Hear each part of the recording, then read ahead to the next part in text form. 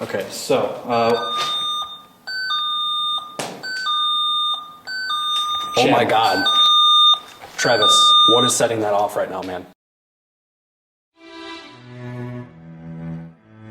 I swear, I heard clear as day. And then... Nah, man. I didn't hear anything. Life, Chad. Oh my God. Oh my God, Chad. Oh man. Oh, it's flying, man. Oh no, it's flying. Oh my gosh. Oh my gosh, Chad. Oh my gosh. Oh my God. What? There was no way, Chad, that I set that off. Things are on. I'm freaking out right now, Chad. I do not know what to do right now. I have chills right now, Chad.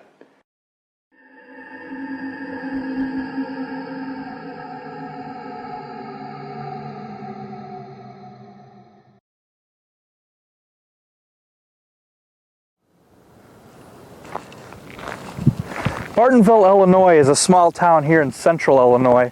It's basically considered like a suburb of Peoria. It has a lot of industrial roots, but it's very much where urban meets rural in central Illinois.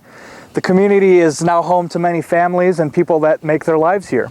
It's also the home to one of the most historic landmarks in the area, Peoria State Hospital, as we like to call it, Bartonville Insane Asylum, one of the most notorious haunted sites in Illinois, and a dream location for me and Chad.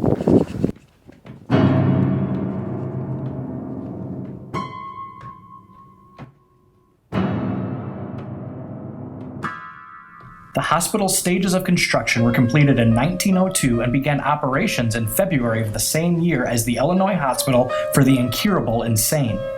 It was built as a system of cottages including 33 separate buildings that served a variety of purposes. It was basically its own little town. There's also a web of graveyards hidden throughout the property where over 4,000 former patients are buried. In 1906, it became a training school for nurses, and in 1909, the name changed to Peoria State Hospital. The hospital's peak years were the 1950s when nearly 3,000 patients were residents of the hospital. Dr. George Zeller ran the hospital for years and was well respected for his focus on humane and therapeutic treatment of his patients. Zeller championed efforts to raise awareness of mental health that was much before his time. He was beloved by the staff and the patients. The hospital closure was announced in 1972 and the building sat abandoned as its haunted reputation grew. Many of the buildings were bought and repurposed. The Bowen building was now owned by the Weiss family, who brought us in to investigate. Like, what blows my mind the most about being back here is like how all the graves just have a number on them, you know what I mean? Like, there are, seriously, there's like thousands of graves right here of people who were not claimed, and all it has is just, you know, just a number on it.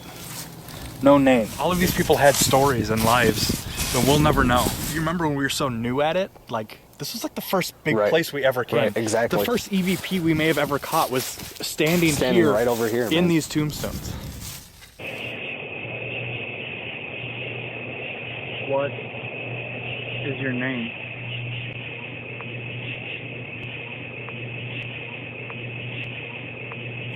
Like when we came around that like tree line and we just saw all these thousands of graves here, it just was like mind blowing. Do you remember that? I just remember like, my I'll eyes never forget adjusted. that feeling. Right. I remember seeing like the first few in the corner over here, and then my eyes adjusted to the darkness, and I could just see for, it seemed like for miles there were tombstones, you know?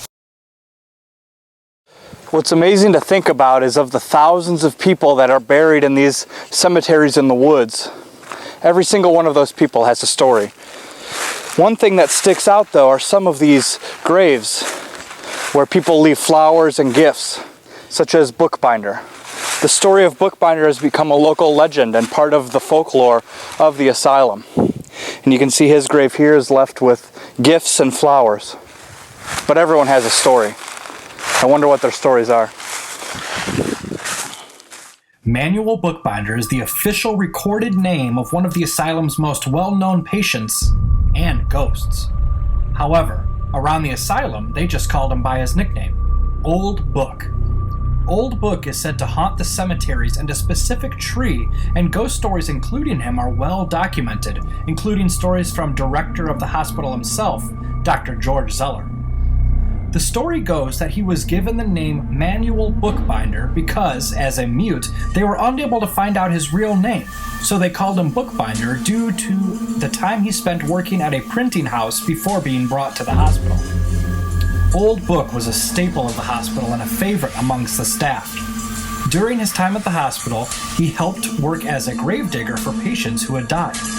Legend has it that after the job was done, Old Book would lean against a tree in the cemetery and weep for the dead. One of the most famous folklore tales surrounding the Ghost of Bookbinder came from Dr. Zeller himself. The tale goes that when Old Book died, his funeral was attended by many staff and patients, including Dr. Zeller. As Old Book's casket was being lowered into his grave, the sound of crying was heard near Old Book's crying elm tree, and it's claimed attendees saw Bookbinder standing by the tree and weeping for his own death. Dr. Zeller himself demanded the casket be opened on the spot. Once the lid opened, the crying stopped, and Old Book's body was resting in the coffin. The tale becomes even more interesting as Old Book's tree began to die just days after his burial. The crying tree was ordered to be removed, but every time the staff made an effort to bring the tree down, weeping was heard coming from the tree. Led to the final closing of the building? What was the series of events that closed it down? A couple different things. One, a lot of advances in medication. A lot of things that you'd have been sent here for. Nowadays, they just give you a bottle of pills and send you home. And then more dorm rooms down this hall. This is where the other ladies stayed. Nice like creep. Doesn't it? Doesn't it? Yeah, it's just perfect. This is where the crazy killer comes out. And now, the first, second, and third floor all look the same for the most part. There are a few differences between each one. Second floor housed our female patients. Third floor up here has 3 special rooms. Sorts of experiences? What kind of things have I have, actually. I've had quite a few things. One of my best ones was I was giving a historical tour. It's about 4 o'clock. We actually came up the stairs just like we did. We're standing down there by those posts. And from the staircase down at that end into the lobotomy room, we watched a guy walk from the staircase into the last room down there at the end of the hall. I start laughing and joking about it because it looks just like my husband, the guy you guys met down in the gift shop. Well, it looked just like him, so I start laughing. I'm like, oh, did you guys see the ghost at the end of the hall? Everybody starts laughing, making a joke of it. Well, usually with large groups like that, we have cabooses that, you know, kind of make sure everybody gets off the floor and all that kind of stuff. Well, they came up that set of stairs. And I said, hey, will you go see if Kyle's in there, if he needs any help with anything? Because he's always doing work on the place. So they hear footsteps, they go in, nobody in there whatsoever. There's one way in and out of that room. The entire group watched him go in, and nobody saw him come. Everybody saw it. We have observation over here. It's these 2 rooms here. You got a wall with a window cut out. You put doctors and nurses on that side there that y'all are going into, then patients on the other side right across from you. This is the lobotomy room. Now, there were 90 lobotomies done here at this hospital. 30 of the 90 were done in here. Now, when you're talking about a lobotomy, which it's a procedure where they take, there's several ways to do it, the most popular is where they take a metal rod, about yay long, looks kind of like an ice pick. They stick that into the corner of your eye right next to the bridge of your nose at an upward angle into your brain. Yeah, that's not it though. They then give it a little up, down, side to side, scramble up the little brain in there. And then you have a 50-50 outcome of which way they're going to go. They're either become extremely, extremely violent, or more often than not, they became the desired outcome, which is very zombie-like. So you're not happy, you're not sad, you're not angry, you're just kind of there. So because of this, they stick you in a very teeny tiny observation room, which is through that door right behind you. And they stick you in there for about 24 to 48 hours, see which way you go. At the end of it, if you became violent, they stick you on a violent ward. If you don't, they give you a pair of sunglasses and send you back to your own ward. The sunglasses are to hide the only physical marks that this leaves on your body, which is a black eye for a little while. Oh my gosh. Yeah. That is devastating. Yeah, yeah. It's so sad. Yeah, and they did 90 of those here. which is nothing compared to most institutions. Other places, there was one institution in their first year of operation, they did over 100 lobotomies, and most of them were on children. You know, what did that many kids do to deserve a lobotomy? What blows my mind is it wasn't, in the grand scheme of world history, it wasn't that long ago. No, it wasn't. People were enduring these horrible, horrible things. Well, some of the last lobotomies happened in the late 60s. That is not that long ago at all.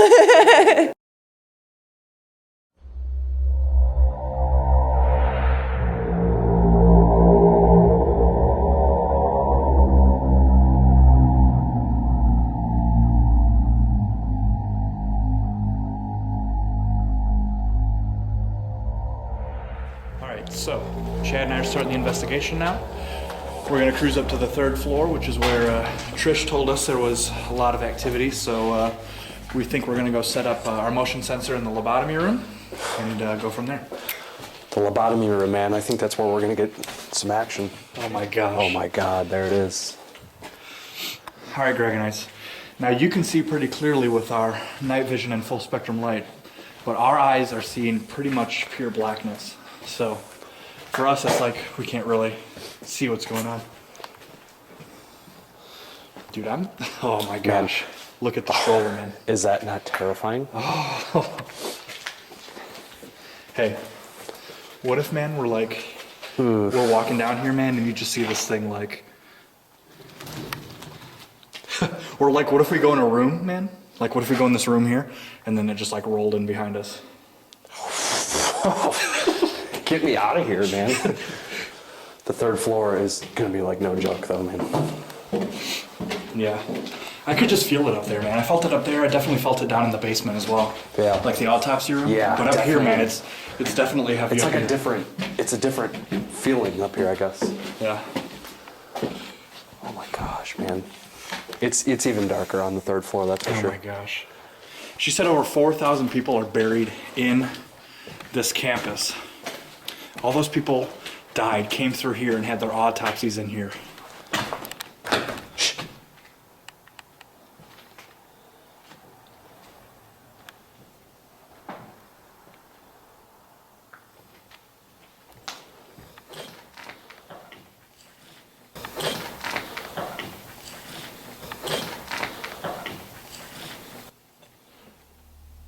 Where did that sound like it was coming from you? The first noise that I heard came from down there. I didn't hear that. And then did you just hear that? I just heard something. See, you looked back that way. To me, it honestly sounded like it was coming from the room that's behind you right there, man.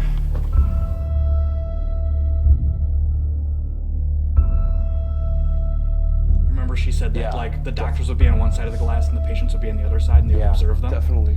So yeah, let's set up a camera in there. Yeah, let's do that, man.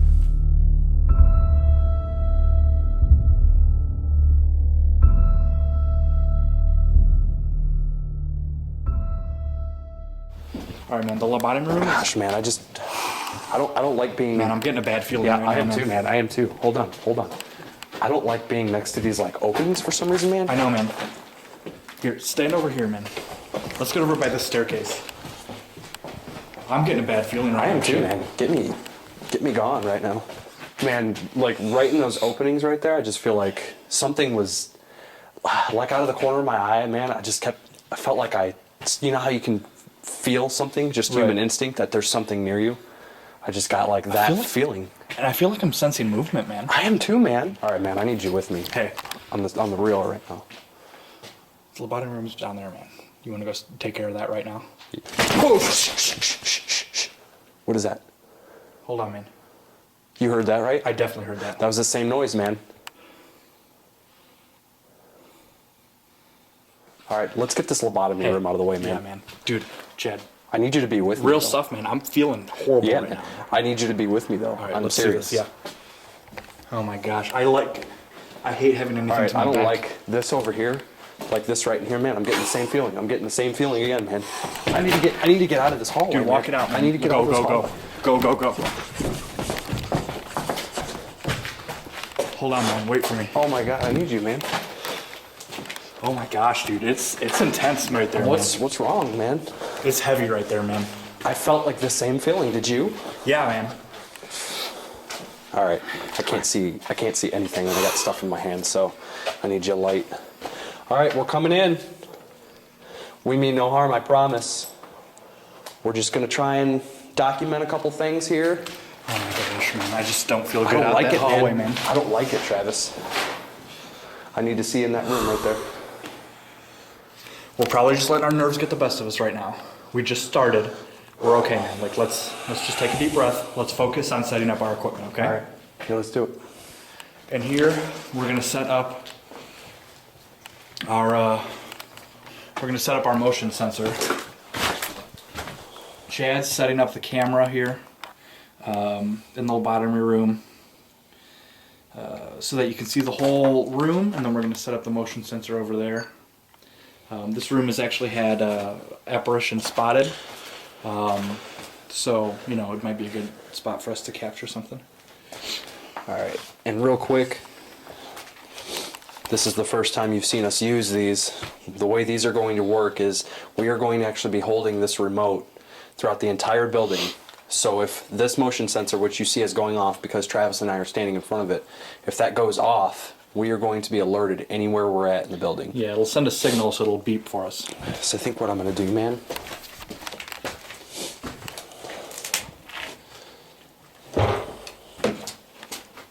I think I'm gonna like put it right there. Yeah, that's good. I think that's good. All So right, you're going to so- hear this throughout the entire building. If this ends up going off, that's the sound it's going to make. Okay. Want to go ahead and hold that in your pocket? Yeah, I'll carry it. All right, so that's us setting it off right now as we walk by. Okay, so Oh my Chad. God. Travis, what is setting that off right now, man? Dude, I'm not kidding, man. What is setting that off, man? I don't know. Could that be us, man? Is it that No, sensitive? man, that is not that sensitive. Flash the light in front of it, man. There's no way that's setting it off. Dude, we haven't moved. Like we're in the same spot. We're like- and I'm like kicking my legs. We're I'm like 7 feet away from it right now, man. And it went off like 2 more times after we passed it. It's in a whole different room right now, man. Could that be us? What does that mean, man? No.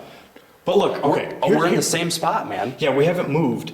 And like, look, dude, I'm like waving and stuff. Like it's not setting it off.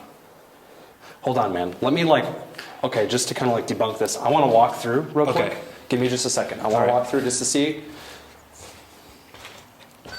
Okay, so that was you, definitely That's me. you. We're good? Yeah, that was you, definitely. Okay, I'm going to pass by it again. That's me. Okay, that's you. I'm past it. You're past it now, yeah. Didn't ring, man. Okay, and you're even closer to it now. I'm closer to it than now. we were when it went off. Like I was where you're at right now.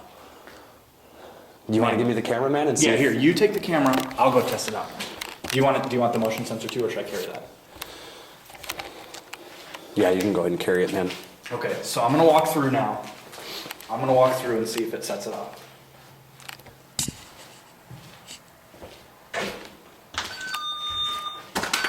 Okay, so that was me. All right, I'm gonna walk back. Didn't go off.